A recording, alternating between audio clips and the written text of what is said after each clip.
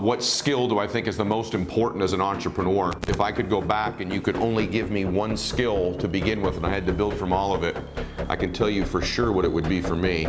Without that skill set, the vast majority of my wealth does not exist. It's the number one skill that I see most people not spending the most time on. If you were really good at that, you'd be more wealthy. The number one thing as a business leader that you should be evaluating is, one of the questions I get asked the most often is about what skill do I think is the most important as an entrepreneur? That's a really difficult question, but if I could go back and you could only give me one skill to begin with and I had to build from all of it, I can tell you for sure what it would be for me, and that would be the ability to influence.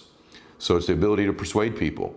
Without that skill set, the vast majority of my wealth does not exist. If you can't persuade people, if you can't influence people to make decisions that are in their own best interest, but that also grow your business, your brand, your company, your net worth, you can't ever become successful. One thing that everybody I know that's a leader in everything they do can do is persuade people. Now, I watch people do that in all different types of ways. Some do it through intimidation, some do it through force, some do it through humor, some do it through persuasive strategies, transfer of energy, you name it. But all leaders can persuade. All successful people can get people to make decisions in their own best interest that also get them to participate with their company. It's the number one skill that I see most people not spending the most time on, is their ability to communicate, their ability to persuade people. And because they're constantly trying to go to a different course, or they think that somehow if their product is good enough, or they get the right sales pitch, that somehow they're going to win. But the fact of the matter is, you've got to become a better persuader. I'm constantly, personally working on that skill and refining it. My ability to persuade from the stage, through the camera here, to get you to make the decisions that are in your own best interest, to persuade you that I can help you, to persuade my children.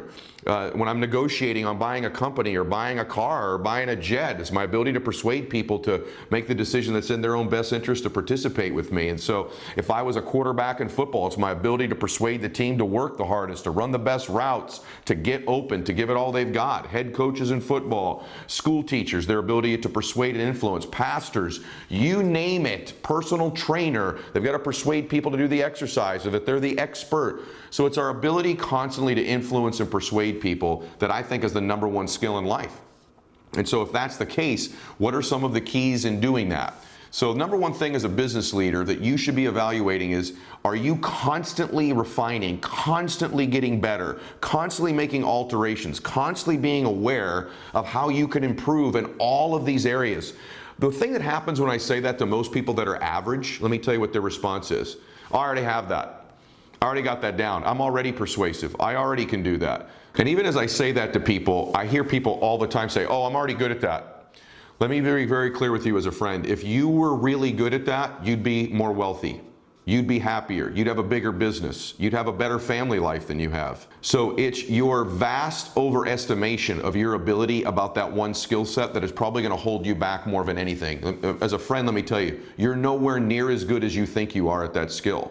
And the fact that you think you're great at it may be your greatest detriment to moving forward in your life, because you don't think there's this gap between where you should be and where you are that'll cause you to do the work to get there. And so I never overestimate my ability to persuade. I always think I can get better. I always think I can grow. And I know there are multiple areas and sectors in which we persuade people. So I might be really good speaking from the stage, but the question is, how am I in front of 30,000 people or 100 people? How about one-on-one? How about in my family? How about to a group of 3? What about in a boardroom? What about the white-collar people? What about the blue-collar people? What about in my personal life, right? What about getting people just to make their best effort? What about in putting money somewhere? And so there are thousands of areas in which we persuade people to like you, persuade people to laugh at your joke, right? So constantly, when you buy something, persuade them. When you sell something, persuade them. Persuade your children. So it's your overestimation and thinking you're great at that constantly holds you back. You're nowhere near as good at that as you think you are, and the fact that you think it is already an indication you're not very good at it. So you might be great in one area but not great in the others. And so please don't check the box and think you're outstanding at that. Because if someone who's spoken in front of millions of people on stages from 60,000 people to 6 people, who's made millions and hundreds of millions of dollars in business, traveled the world in multiple different businesses. In athletics, I've coached athletes, entertainers, politicians, business people one-on-one, and I coach in large groups. If I know I need to get better in those areas, I would submit to you that you probably do as well, because I'm not as good as I could be or as good as I should be in almost every area of persuasion. Having said that, let's take the business context for a second. One thing I want to challenge you to be is a leader of your business, whether it's just you're a leader of one, which is you as a salesperson, or a leader of 10 as a team, or a company of 25,000 employees, is you must become evangelical about your cause and your mission. The greatest business people have an evangelical property about them. They're evangelizing all the time. They're propagating the strengths, the benefits of their business, of their mission, of their cause. One of the great evangelists of all time is Steve Jobs. There's a great book written by a guy named Guy Kawasaki many years ago called Selling the Dream. And in that book, he talks about the way that Steve Jobs sold the dream of Apple, and he literally called him an evangelist for the cause. There's a great story in that book about Steve Jobs when he was recruiting. He knew he needed to have a CEO of his company, and he wanted to have the best. And at that time, there was a man named Scully who was the head of Pepsi, and Jobs was this young kid in his 20s trying to recruit this executive who had made millions of dollars, and he couldn't get him, and he couldn't get him, and he couldn't get him. And finally, he gets the voicemail back in those days, the answering machine actually of Scully, and he says, Listen, man, when you're tired of selling sugar water to kids over there at Pepsi and you want to come change the world, frickin' call me back and we'll do it together. Boom, and he hangs up, right? He was evangelical about the cause. Sugar water and Pepsi changed the world at Apple, right? And Scully, who's making millions of dollars, he's CEO of one of the most powerful companies in the world, looks to his wife and she says, I think he's right. We aren't changing the world. And it was that one cause-oriented evangelical phone call from Steve Jobs, and it exuded out of his pores. Every stage speech he gave, every one-on-one, every board meeting, when he'd meet with their software engineers, when he'd meet with the programmers, he was always evangelical, internally and externally, and built a culture of one of the greatest movements of all time in the history of business. There's great lessons there about being evangelical. The greatest presidential or political leaders have an evangelical property about them. The greatest salespeople do. The greatest dads, the greatest pastors, they're evangelical, aren't they? So you've got to become more of an evangelist for your cause and your mission, number one. Number two, you have to sell a big enough dream to your team, to your company, to your clients, to the people around you, that the dreams of everybody associated with you can fit inside the one you're selling. It's got to be big, it's got to be bold, it's got to be expanding. Number three, it's got to be repetitious. You can't get tired of saying the same things over and over and over again. One of the deficiencies of leaders that are weak is they constantly think they have to say new things to old people, creating new things to say to old people. The best leaders say old things to new people. They say the same things over and over again to more and more new people, new teammates, new employees, new recruits, new clients. New speeches, new groups, right? They say old things to new people. They're repeating over and over the vision and the cause of their business, of their movement. These are great communicators. The next thing, all great communicators understand whether it's words, physiology, the look you give somebody, or writing, influence is energy. It's the transfer of energy. It's getting you to feel about my company, feel about my mission, feel about my product, feel about my cause, what I feel. They're conscious of transferring energy to people because that's what moves people. That's what gets them to act. It's not just the words. It's not just your face. It's not just how you're dressed. It's an energy transfer. There's a hook, by the way. You can't transfer to me that which you're not experiencing yourself.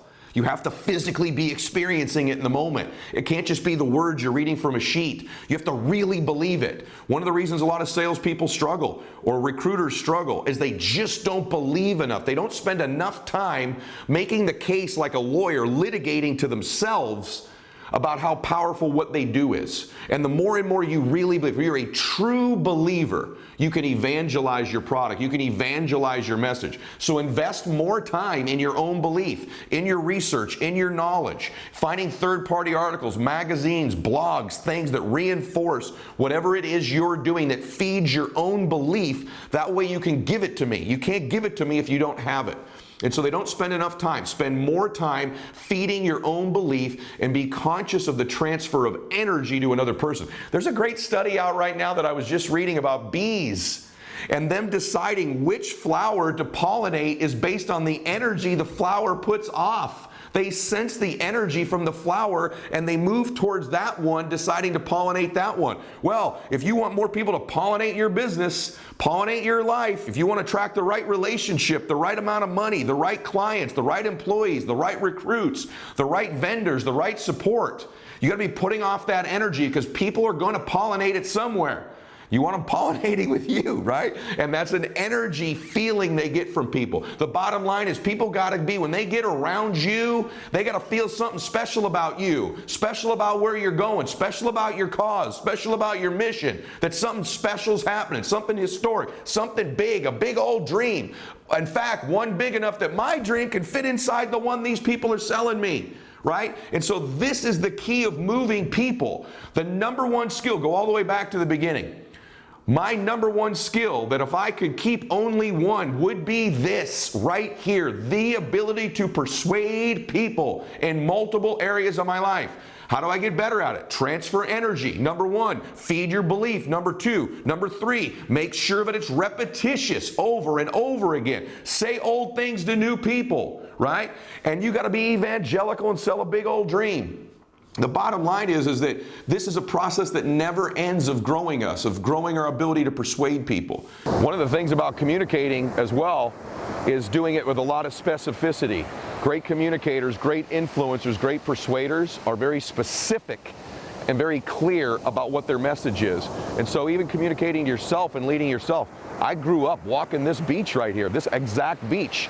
And I didn't live like this, but I told my family someday, told myself someday, I'm gonna live on this beach. I didn't know who these people were that owned all these beach houses. I didn't know exactly how you got one, but I began to repetitiously transfer that energy to myself about my dream over and over again, literally thousands, if not millions of times. And now someday it happened. Now that day is here, and I live on this beach as one of 4 homes that I own. And so that's how you communicate with yourself and others, that transfer of energy. I can tell you that in my own situation, I'm always trying to, how do I evolve it? How do I modify it? How do I feed my own belief more? How do I sell it bigger? How do I back it up with more facts? The best leaders sell a big old vision. They tell a great story. The best people I know are great storytellers. Remember this, facts tell, stories sell. Most people make decisions emotionally from the story. They rationalize it logically with the facts. So make sure you're selling a big dream, a big story, and then you give people the facts. This is the way we begin to move people in our lives. This is the skill of entrepreneurs. This is the skill of building something big and building something small and building something permanent too, is your ability to persuade. Focus on your energy, focus on your belief level, and focus on refining your message. The last thing is this, say it faster and say it quicker. Less is more. You don't have to tell them everything you know. Leave a little bit to the imagination.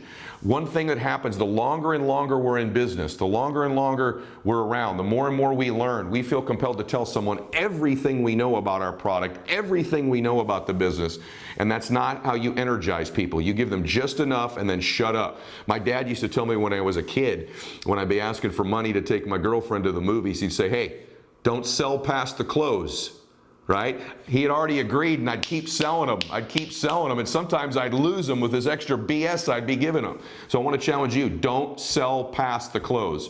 So of all things in business, right, time management, goal setting, vision, identity, all those things we're going to talk about on this channel are very important. But if you can't communicate, if you can't persuade, you are toast. The last thing I would say to you, how do I get better? There's lots of books, lots of tapes, but it's really, for me, it's modeling. I learned to model certain people initially and then modify. Model and modify. So I would model people, not copy them, but I would model certain people's styles, 1 or 2 different people, and then I'd modify it to fit my own personality. Model and modify, right? Don't try to create everything on your own, and don't try to copy somebody else that's different than you. You got to be you. So model and modify. The last thing I would tell you is, to the extent that you can transfer this skill to other people, will be to the extent that you can scale your business. So it's one thing to be able to persuade yourself and transfer energy. It's an entirely other thing to equip other people around you to do likewise.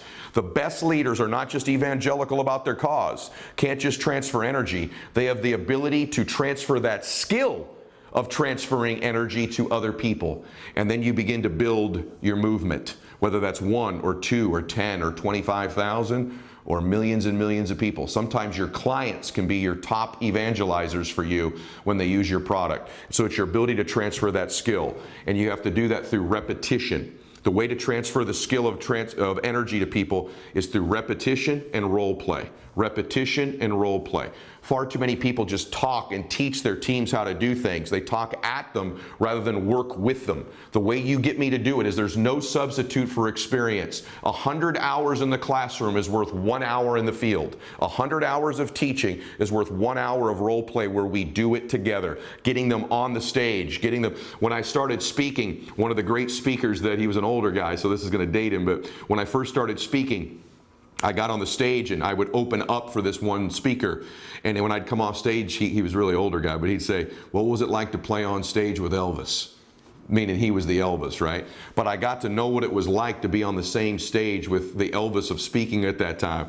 And in business, too often, we just talk at people and don't let them get on stage with you, Elvis. There's not enough role play. There's not enough engagement. And so it's repetition over and over. Repetition is the mother of learning. Repetition is the mother of skill. It's the mother of owning it over and over and over and over again until it becomes reflexive. Because when the words and the message and the energy becomes reflexive, then when you're under pressure, when you're stressed, when you're down, when the client's objecting, you reflexively respond with your habit. But if you don't have that habit, that reflex, you begin to respond and lose energy. And so the reason repetition matters is it allows your responses to be reflexive under pressure. And then the second thing is role play. There's no substitute for that experience of being on stage with Elvis. I say it, you say it. I say it, you say it. And it's not just the words, it's the feeling. It's the transfer of energy. The number one skill of entrepreneurs and leaders of entrepreneurs is the ability to persuade. And hopefully these were some of the tips that you should be conscious of becoming world class at it. Knowing you'll never be world class at it. Knowing we can always get better, we can always stretch, we can always grow and improve our skills in multiple areas. Hope this helps you. Max out. Hey guys, thanks for sticking around. If you'd like more, click the videos right here. They're exactly what you need to see next. And if you're new here, hit subscribe and become a part of the Max Out community. And tell me what you think about the videos in the comments below. I read all of them every week, and I select winners that get all kinds of prizes, gear, coaching calls with me. Make a comment.